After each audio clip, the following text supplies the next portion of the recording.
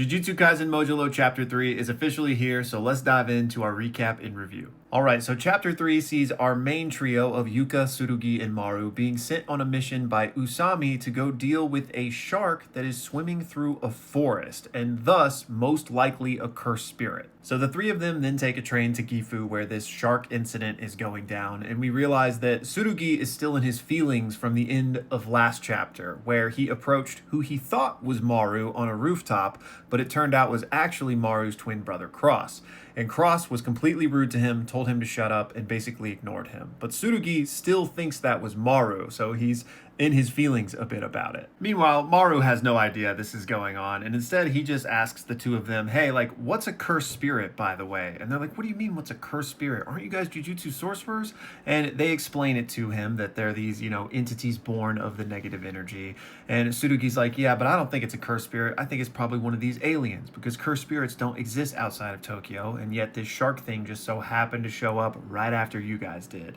And Maru's like, no, it wasn't an alien, okay? We don't look like that. Plus, we don't eat people, okay? And they're like, oh, so you are an alien. He's like, I'm sorry, I can't tell you anything more right now. I will when I can. The crew then arrives and we have a little bit of a party split because we have Yuka go around and talk to some of the locals and witnesses about these crimes just to find out what she can. Meanwhile, Tsurugi and Maru go investigate the actual crime scene and whereabouts of where this shark was seen. So as Tsurugi and Maru are walking through this forest investigating, things quickly devolve into an argument and shouting match between them. Again, because Tsurugi is already feeling some type of way about Maru, but more so he just doesn't trust this guy and he thinks that aliens might actually be invading them. Meanwhile, Maru is like, in his mind, that's the whole reason I'm here. I'm trying to prevent that. But they just keep shouting past each other. And Tsurugi is like, I'm a Jujutsu sorcerer. Like, this is my job. I put my life on the line. And I can't afford to have an idiot like you by my side holding me back. And Maru's like, you sound just like my brother. Like,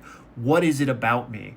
And Tsurugi says, when we fought that kidnapper in the first chapter, he doesn't say that, but you had this whole eye power where you knocked him out and you could have done that at any point. Like, you risked that kid's life by waiting so long. And Maru's like, I explained to you already. I was ordered not to interfere. And Tsurugi's like, and yeah, you put those orders over a kid's life. It's at this point, before Maru can even respond, they come across the shark. And the two of them are like, oh my god! And Maru just immediately tackles this thing before Tsurugi can even use his sword because he thinks Tsurugi might start a wildfire with his cursed tool. And as soon as he tackles him, they realize this isn't quite a shark. Instead, it is a man, a Jujutsu sorcerer that possesses an ability to essentially transform himself into a shark. And come to find out, he actually went to Jujutsu High. And he's like, what are you guys doing here? And they quickly find out that it is not a shark that has been attacking people in this area. It's actually a tiger. Sharkman, whose real name is Osada, fills them in on the story. There is a tiger named Torinosuke who is essentially roaming these parts, getting closer and closer to human territory, which has caused him to run into some people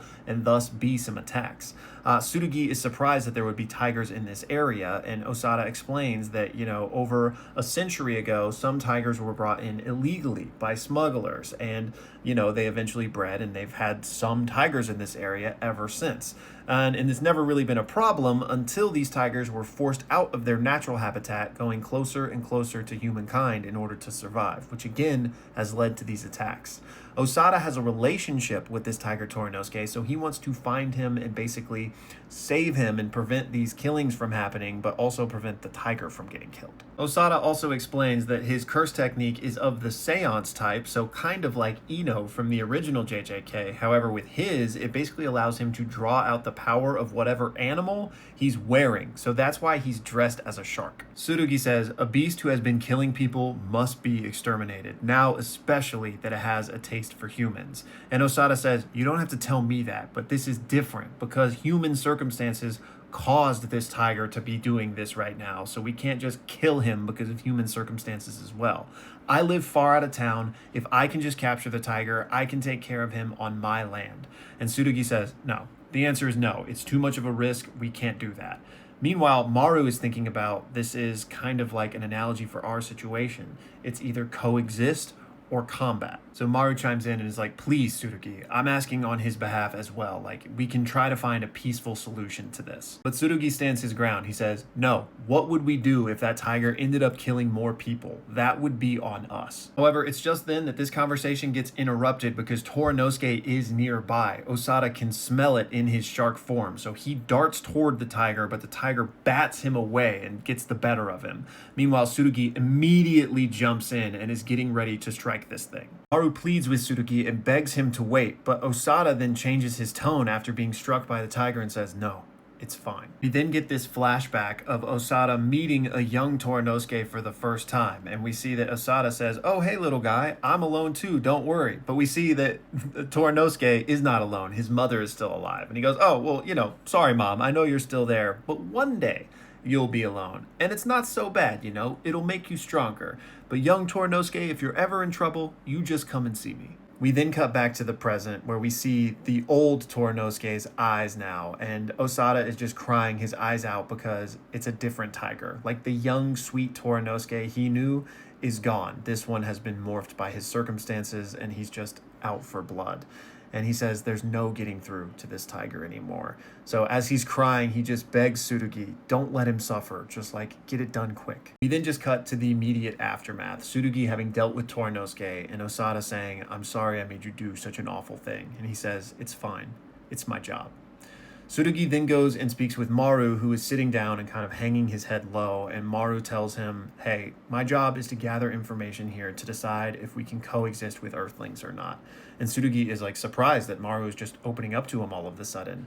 And Maru continues and says, my curse technique is shared with my younger twin brother, so I'm forbidden to use it except for emergencies. And it's at this moment that it clicks for Tsurugi that he has a twin brother. So he realizes that that wasn't Maru who basically disrespected him at the end of chapter 2. Maru then continues and reveals that his twin brother Cross can tell when he uses a lot of energy. So if it ever gets to the point where Maru has to use his power, it would only make Cross trust Earthlings less. So Maru explains, that's why I hesitated before with the kidnapping. It wasn't because I didn't care about the kid. Tsurugi then apologizes to Maru and says, should you really be telling me all of this? And Maru says, not at all, and I'd appreciate it if you kept it a secret. And Tsurugi says, then why did you decide to tell me then? And Maru says, because I want to be friends. Because I recognize that tiger and us aliens are similar.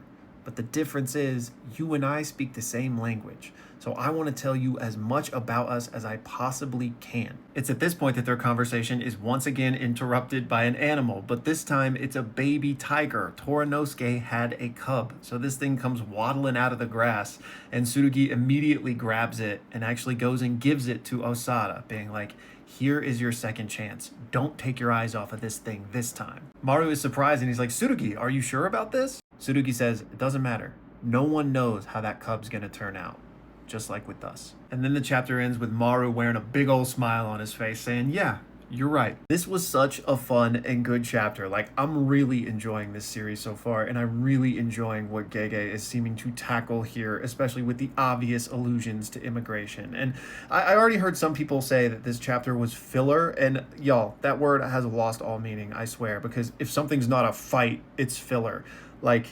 I worry about some of y'all out there, but this chapter was beautiful in how it's laying the groundwork for the entire story that's coming. As Maru explicitly points out, to help some of the more brain-rotted people out there, that this tiger is an analogy for the greater alien situation that's happening, right? We can see that when a tiger is forced into the corner, because literally in this case, humans are what caused Torinosuke to have to come into their territory, because they built that solar plant that basically dried up the river and forced it out of its own habitat, right?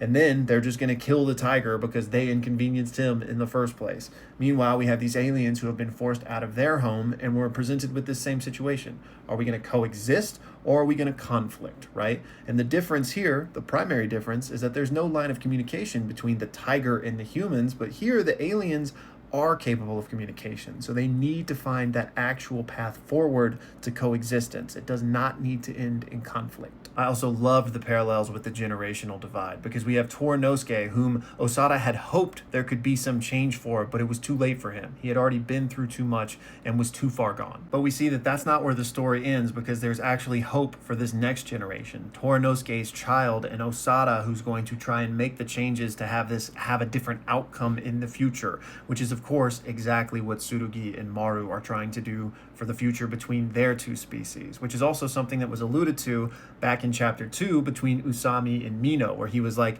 hey, all of these adult formalities, like this isn't going to get the job done in order to broker this peace. We need to hand this off to the spirit and the heart of the next generation to try and connect with these aliens and broker peace that way. So again, this chapter is just a beautiful microcosm of the grander story. We've ultimately got two paths here: coexistence and conflict. And there's going to be a lot of pressure going to the conflict side. But can this next generation, can these young spirited sorcerers, Yuka, Tsurugi, and Maru, find the way to bridge this gap and walk the path to coexistence? So yeah, 3 chapters deep. I'm really enjoying this story so far. I think Gege Akutami is cooking. And I've mentioned this in other videos, but one of the highlights for me is the humor. Like, he just keeps nailing those moments. And especially seeing the proper translations now, I love that they kept calling Osada old Sada instead, because just keep making fun of him that he's 46. But I also really like this character, and the fact that he went to Jujutsu High means if he's 46, he would have been like a first year roughly 30 years ago, which would put Yuji and gang around 50. So they might have been his teachers, depending on, which path they took with their life. So